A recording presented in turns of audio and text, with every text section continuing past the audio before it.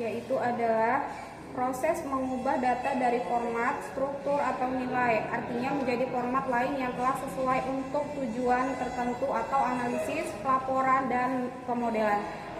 Yang pertama ada komponen kritis, yaitu merupakan bagian penting dalam pipeline mengolahan data untuk membersihkan, mengorganisir, dan menyiapkan data. Selanjutnya ada cakupan luas, yaitu meliputi operasi sederhana atau perubahan tipe data hingga manipulasi kompleks atau agregasi multilevel, future dan engineering. Selanjutnya ada tujuan utama, yaitu meningkatkan kualitas, konsisten, dan kegunaan data agar memberikan wawasan yang lebih bermakna. Transformasi berbeda dengan konferensi data atau perubahan format, file, atau encoding.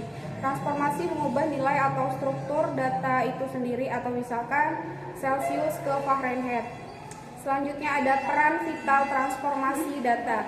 Yang pertama ada meningkatkan kualitas data, yaitu mengidentifikasi dan menangani masalah data mentah atau nilai hilang, duplikasi, inkonsistensi, outlier untuk menghasilkan dataset yang bersih dan reliable.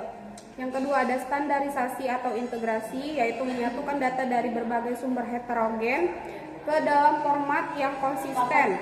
Penting untuk data warehouse dan business intelligence. Yang ketiga ada optimasi analisis spesifik, yaitu menyesuaikan karakteristik data, misalnya rentang nilai, distribusi normal, agar sesuai dengan persyaratan algoritma machine learning. Yang terakhir ada peningkatan performa komputasi, mengurangi dimensi sosialitas, menghilangkan redundansi, atau mengubah struktur data agregasi untuk efisiensi pemrosesan. Yang kedua ada standarisasi data atau Z-score, yaitu mengubah distribusi data sehingga memiliki mean atau rata-rata 0 dan standard deviation atau simpangan baku 1. Yang pertama, penting untuk algoritma yang mengasumsikan distribusi normal atau menggunakan gradient descent atau network regresi logistik.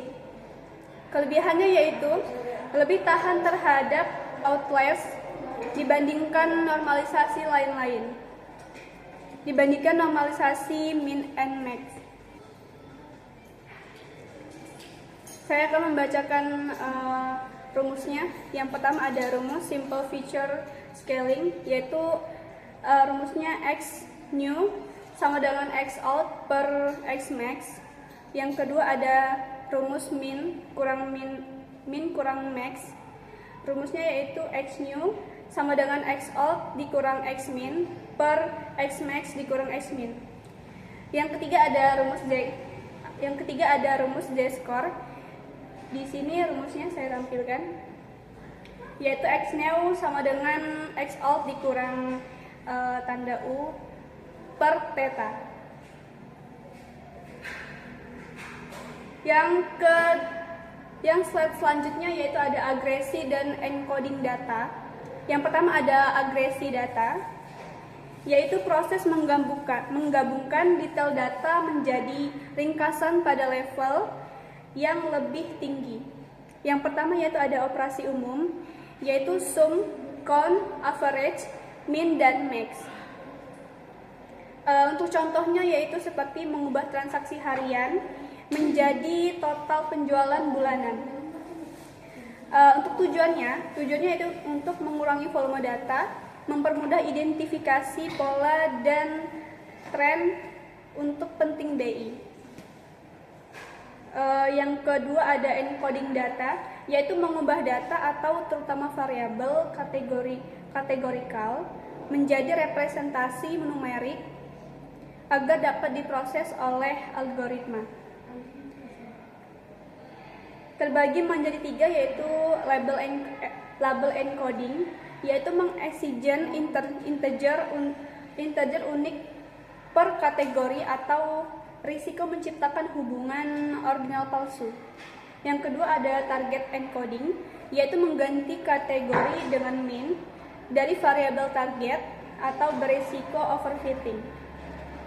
Yang ketiga ada one hot encoding, yaitu membuat kolom biner untuk setiap kategori unik atau meningkatkan dimensionalitas. Udah kan habis itu?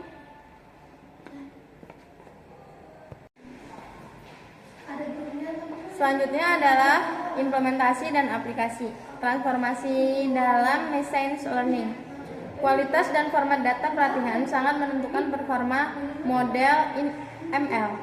Transformasi adalah langkah kritis yang diantaranya adalah sebagai berikut. Yang pertama adalah future engineering, yaitu menciptakan fitur baru dari data yang ada, misalnya fitur interaksi, fitur polinomali, dan binning untuk meningkatkan performa model. Yang kedua ada future scaling, maksudnya penting untuk algoritma berbasis jarak atau KNN dan berbasis gradient descent atau neural network agar konvergensi lebih cepat. Kemudian ada dimensionality reduction, maksudnya adalah mengurangi dimensi data, misalnya menggunakan PCA atau TSNA untuk mengatasi curse of dimensionality dan overfitting. Kemudian yang terakhir ada handling imbalance data, yaitu teknik seperti smooth atau oversampling atau undersampling untuk menyeimbangkan kelas minoritas dalam tugas klasifikasi. Selanjutnya saya akan menjelaskan metode transformasi data. Transformasi matematis. Aplikasi fungsi matematis pada data untuk mengubah distribusi, mengurangi sweetness, atau membuat hubungan menjadi linear. Itu ada logarithmic transformation, mengkompresi rentang data yang besar, menstabilkan varian, dan membuat distribusi mendekati normal untuk data log normal. Yang kedua ada trigonometric transformation, menggunakan fungsi sinus atau cosinus untuk menangkap periodisitas atau pola siklus untuk data musiman atau waktu. Ketiga ada power transformation seperti Box-Cox, mencari power opsional untuk meminimalkan sweetness dan mendekati distribusi normal. Dan keempat ada difference transformation, menghitung selisih antara nilai berurutan first differencing untuk membuat time series menjadi stationary. Terus ada business intelligence dan data warehouse. Business intelligence atau disebut dengan BI, transformasi memastikan data dari berbagai sumber data diintegrasikan dan dianalisis secara efektif untuk pengambilan keputusan. Dimensional modeling, mengubah struktur OLTP ke model dimensional. Star snowflake schema.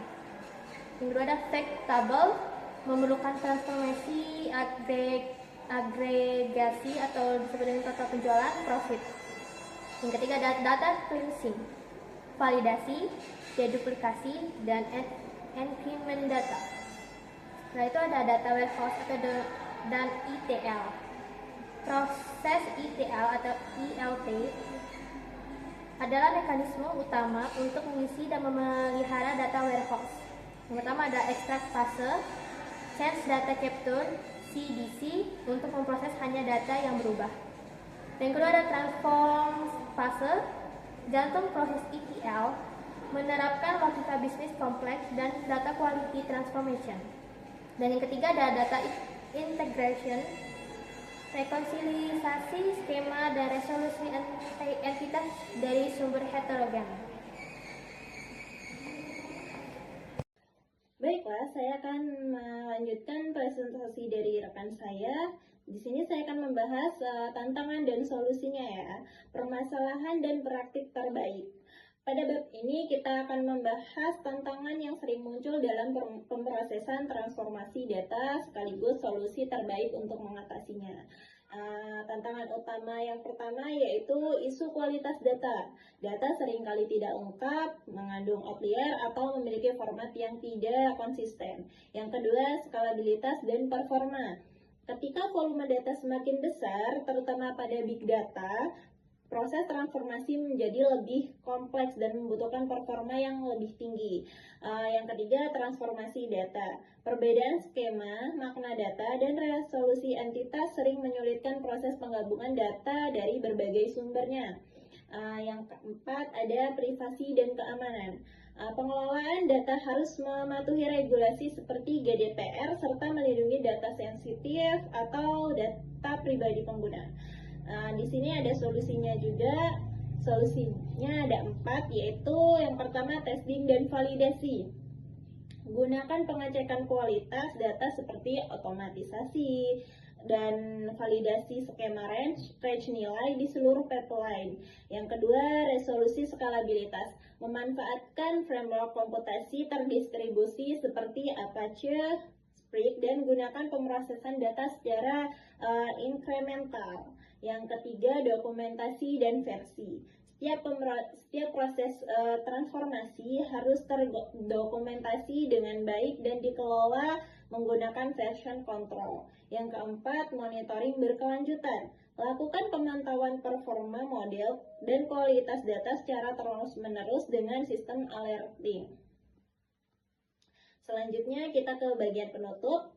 Di sini sebagai penutup ada beberapa poin penting yang bisa kita simpulkan. Kesimpulan yang pertama yaitu transformasi adalah aset. Transformasi data mampu mengubah data mentah menjadi aset informasi yang bernilai. Kesalahan dalam transformasi bisa menghasilkan insight yang menyesatkan. Yang kedua, konteks menentukan metode. Pemilihan metode transformasi seperti normalisasi, agresi, atau coding harus disesuaikan dengan karakteristik data dan tujuan analisisnya. Yang ketiga, proses yang bersifat iteratif.